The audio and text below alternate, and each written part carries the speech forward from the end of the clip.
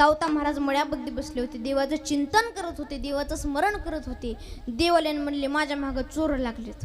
आता हे सगळ्यात मोठं चोर आहे, त्याच्या मागे कशाला चोर लागतील. पण उगा परीक्षा सावता महाराजांची. सावता महाराजांनी देवाला बघितल्या बरोबर ओळखलं, म्हणले देव आपली परीक्षा घ्यायला आलाय. सावता महाराजांनी विळा घेतला, छातीला लावला आणि हृदय फाडलं आणि जगाच्या बापाला आपल्या हृदयामध्ये लपवलं. ज्ञानोबा आणि नामदेव राहिले. आता देवाचा शेला असा बाहेर राहिला होता. आता राहिला होता का ठेवला होता?